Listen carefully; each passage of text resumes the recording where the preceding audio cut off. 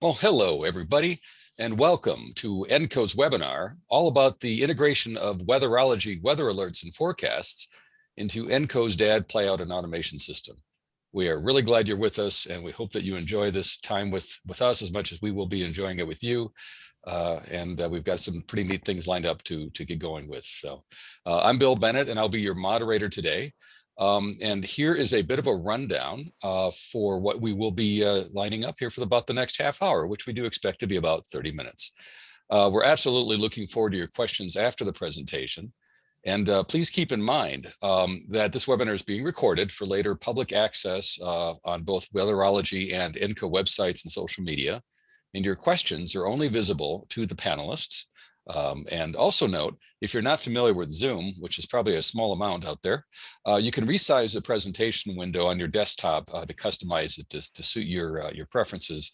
And you can make our little video windows go away and just concentrate on the slides or what have you. So pretty flexible. Let's see. So in our rundown, I'm going to briefly introduce you to the team members in just a second, and then we're going to hear from Weatherology and hear about their award-winning services. And then we're going to go talk to Aaron with ENCO and hear more about how we kind of integrate that within the ENCO DAD system.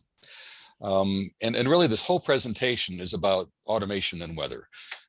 We know that automation is essential to everyone's radio operations to one degree or another. And so is weather, both regular updates and especially emergency breaking news alerts.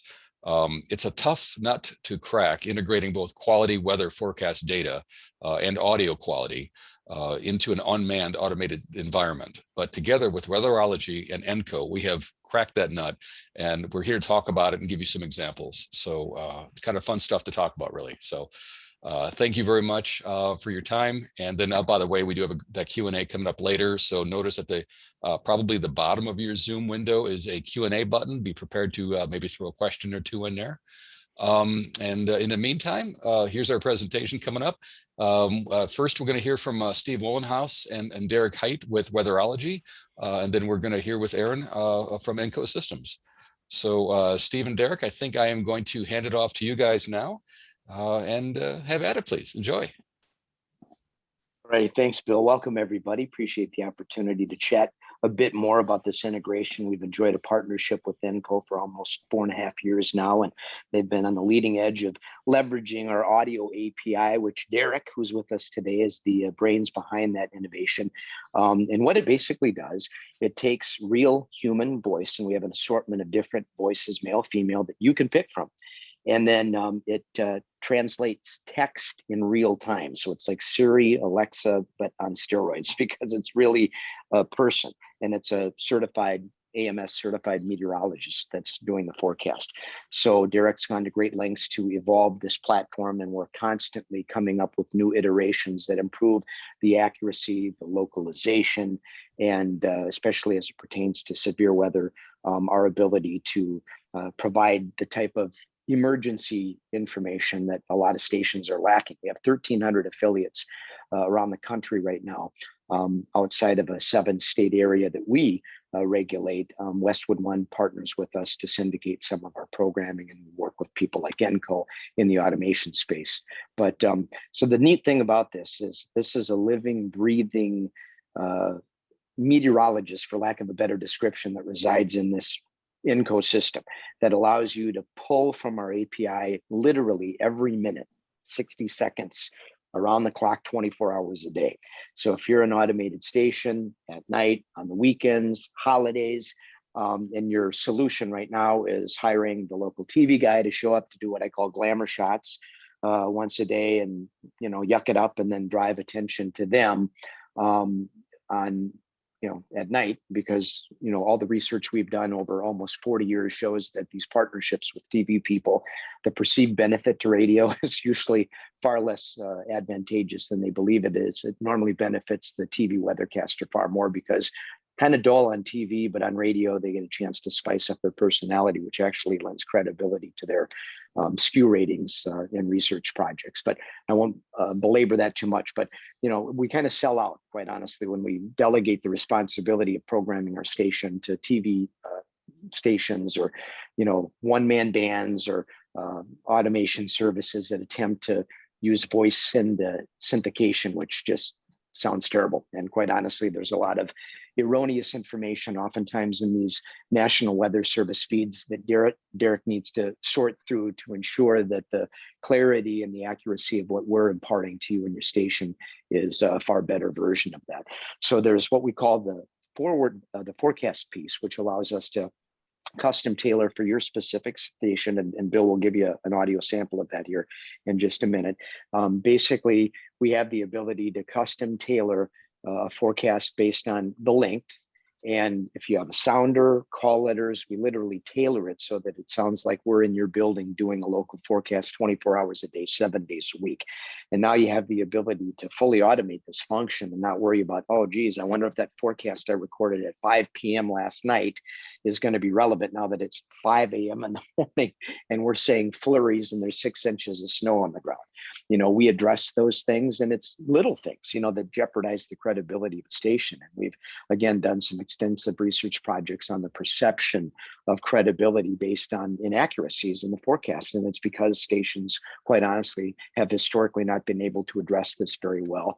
But we have the solution that finally allows you to do that and then retain all the revenue that coincides with the programming. You know, so that's the beautiful thing about it too. Most of our clients have a multiple variety of different sponsorship opportunities that insulate this programming, and they turn it into a very highly profitable programming feature that far exceeds whatever investment you make in the actual programming. We've priced it either with, and Bill, we do barter and cash, correct? Yes, Bitcoin, you know, Doge, whatever's out there.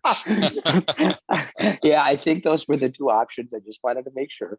And so that's and then the emergency weather feature is a big one because again, a lot of stations, oftentimes they have a part-time person that comes in and tries to manage these events, and there's that lack of credibility. Somebody that's stumbling through this information that may not have a great deal of insight or expertise in this area. And then there's some stations that do it very well. But a lot of stations today have pulled back on staff, resources are limited. So this is the direction that they're moving in. And now you can completely be covered and not be exposed to any abrupt changes that may pop up in the middle of the night or on the 4th of July, and know that this is taken care of. And since by law, you don't need to carry the weather part of the EAS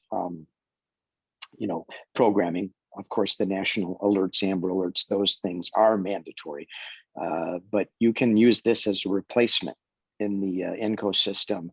And as you'll hear, it's just a much better sounding, soothing, localized, credible version of the EAS that's updated, by the way, far more frequently. Keep in mind the EAS system is created with the intention of doing one report per warning. So let's hypothetically say a tornado touches down, they issue a tornado warning, that's the end of it. That's all you hear. And so the station's on automatic pilot and you're kind of limping along, and then all of a sudden a tornado touches down and people really don't know what's going on.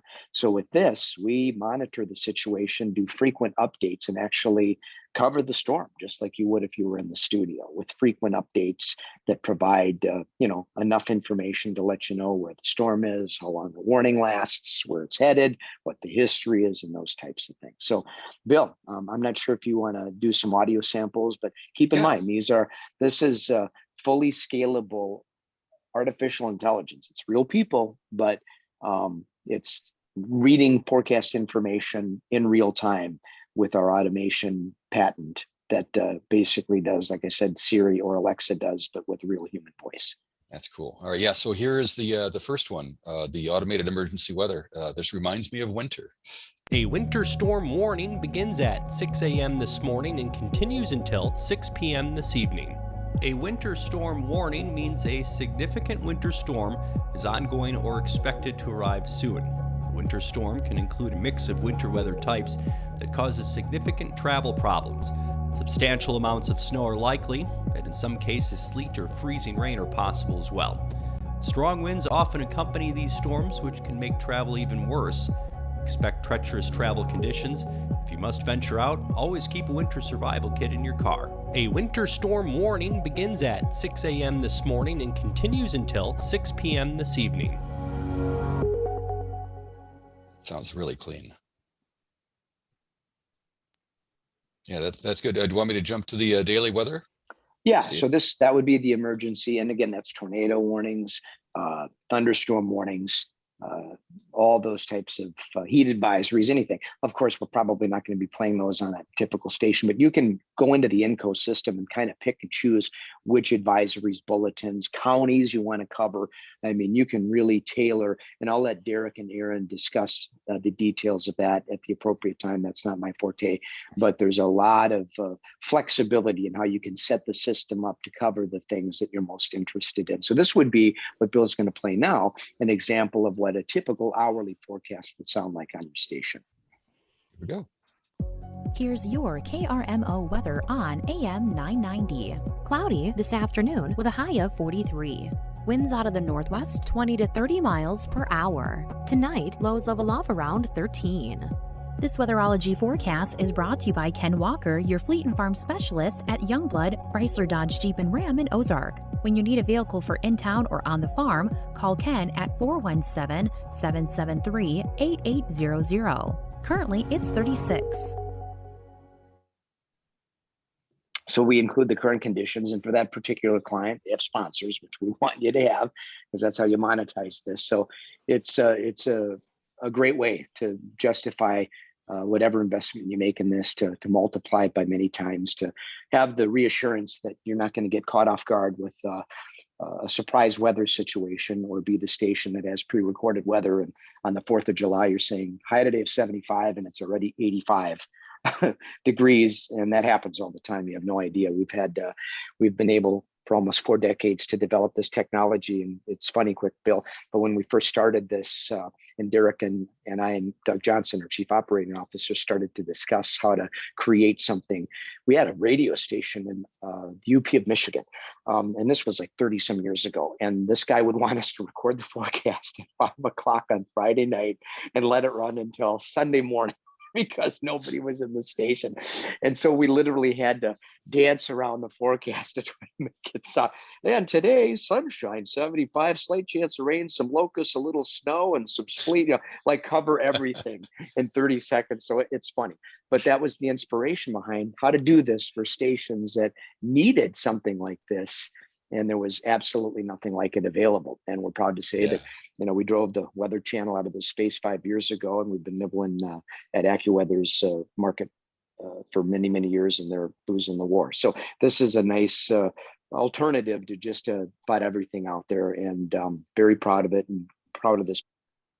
That helps give everybody a little better idea of what the technology does. And if you have any questions about how the actual functionality on ENCO works, I can certainly hand that off to the appropriate person. Steve, I have to say you remind me, I know a lot of stations voice track their weather, on a Friday afternoon or Friday evening for the weekend. That's all automated.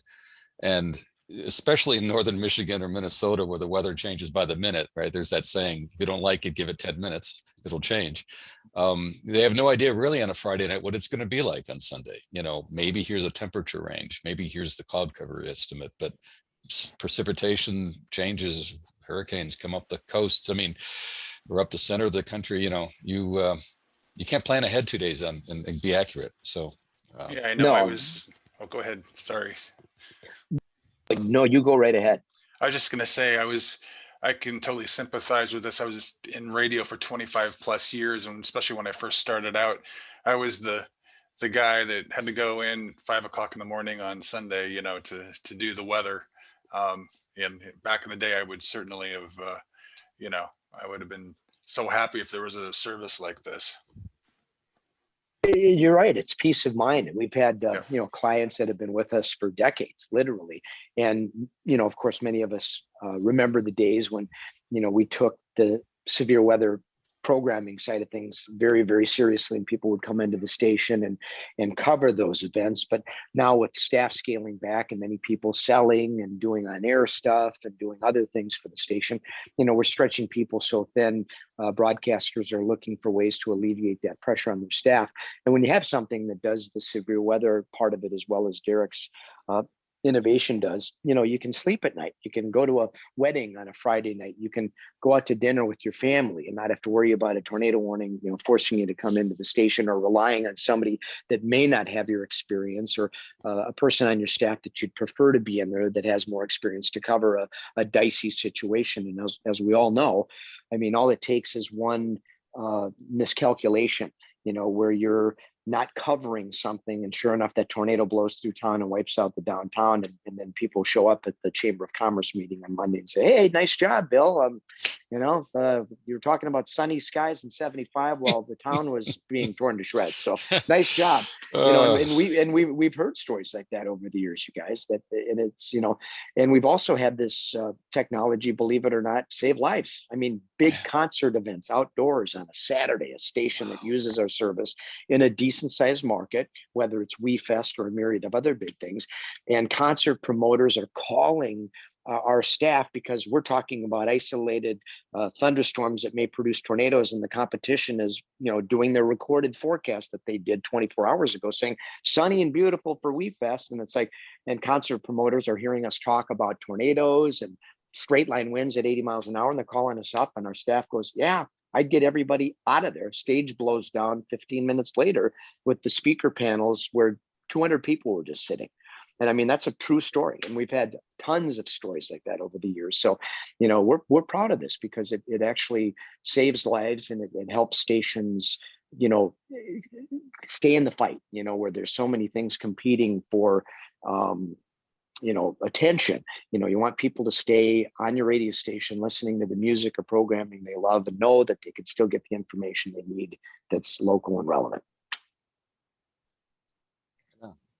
Aaron, I know you've got some fun things lined up to talk about how where the rubber hits the road on the ENCO side, right? Yeah, and I know we've already had one question that kind of relates to what I'm going to be talking about next. So basically, I'm going to be talking about how we take Weatherology's weather and then getting it to air.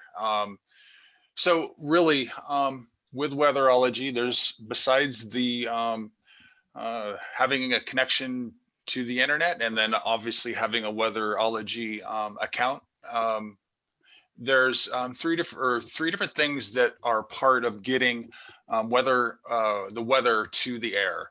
So a couple of these, if you're an ENCO client of ours, you'll be familiar with. The first one is ENConveyor.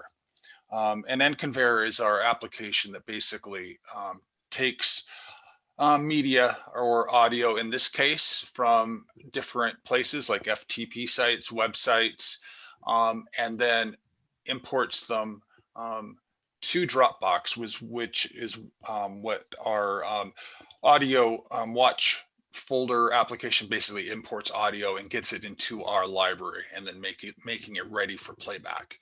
And then lastly, obviously, on the bottom is our Weatherology app. And that just runs in the background, and it'll be running on whatever. It can be running either on your on-air system, or it could be running on its own system. Because one thing to point out is that the application where Weatherology is going to be running does need to have access to the internet. So you may want to have it running on a separate computer if you have IT concerns, but that's no problem. Basically, in the end, what will be needed to make Weatherology work is obviously having the Weatherology app. We're on our network somewhere.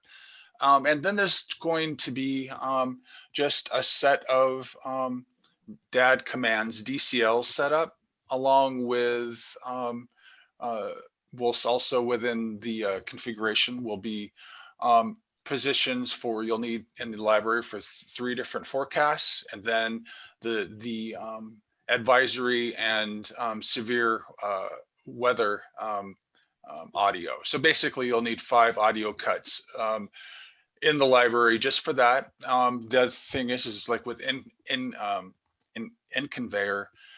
We'll, as soon as weather gets posted, we will, end conveyor will see it. It'll get downloaded and then imported in the system.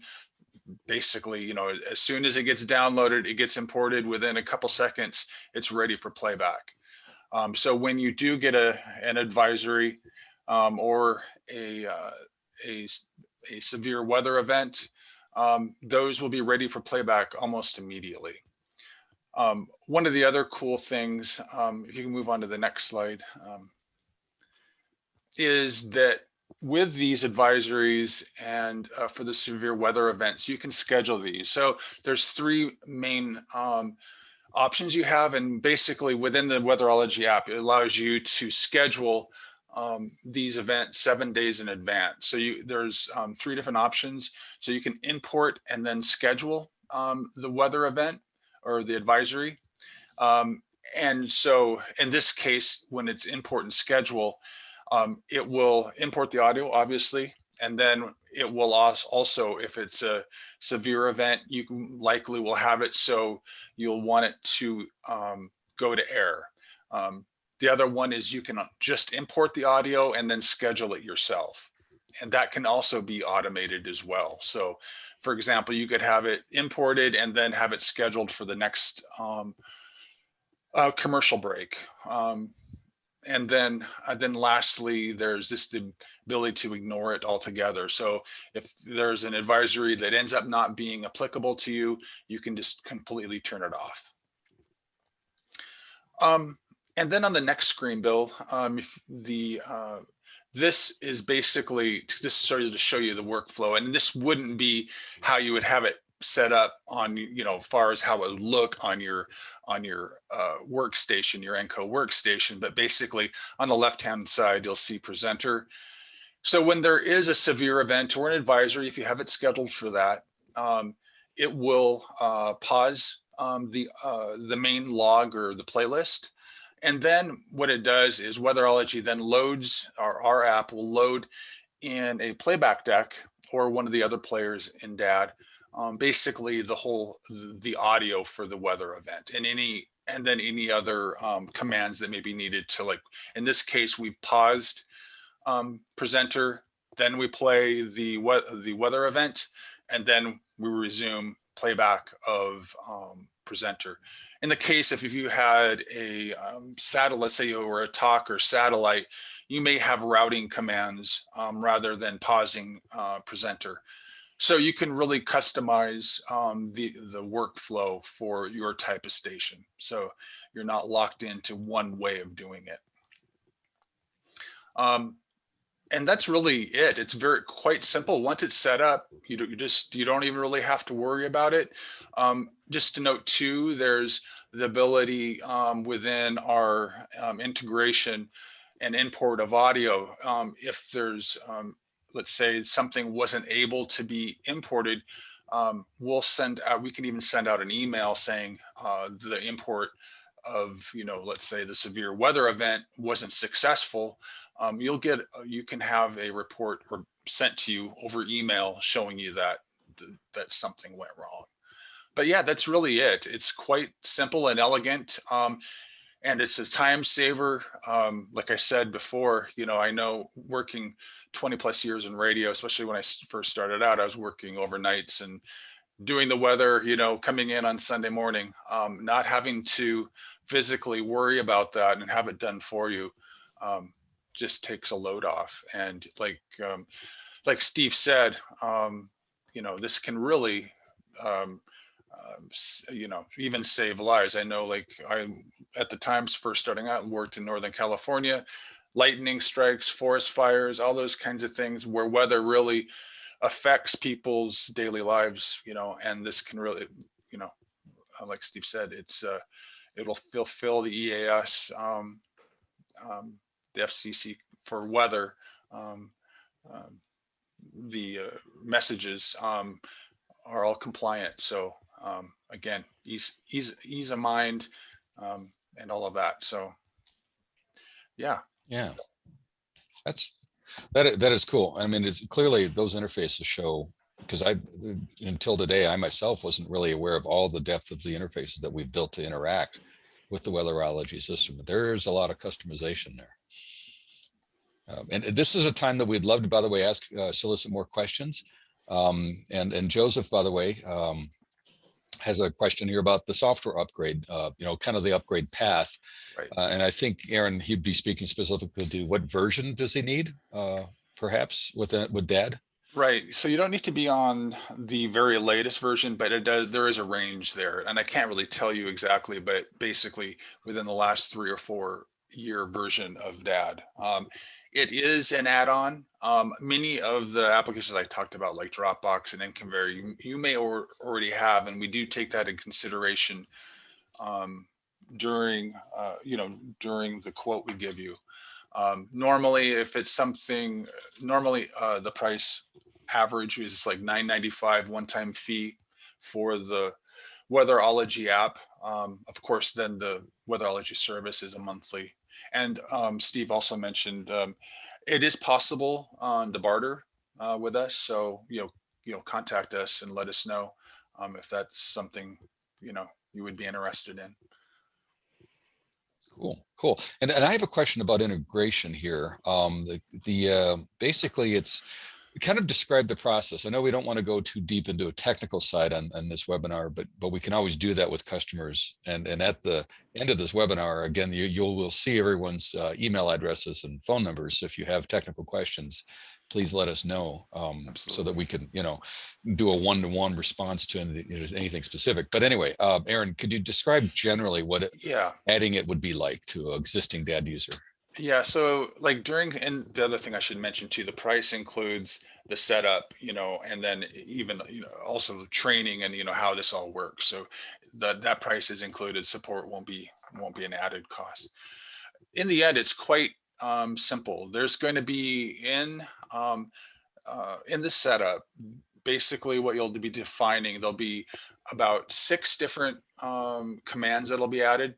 There's going to be one for how you're going to break away from current playback, whatever's currently playing back now. So there'll be a command for that, be it pausing a presenter or a playback deck or one of the other players within DAD. Then there's going to be the playlist that needs to be created also, and then there'll be an out of how do we go back to regular broadcast.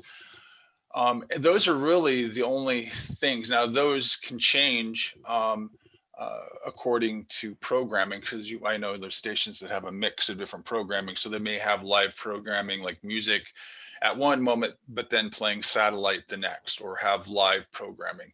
So you can have different, depending like on the day part, you can have different types of commands that would break away from the normal programming and then play then once the weather event is played,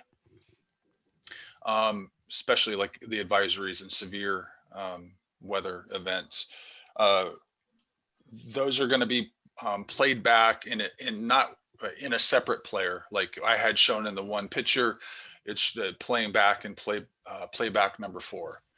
But it could be one of the others in our system. It's in the upper right-hand side. It shows basically in that playback deck is the first item it's in the upper right-hand side.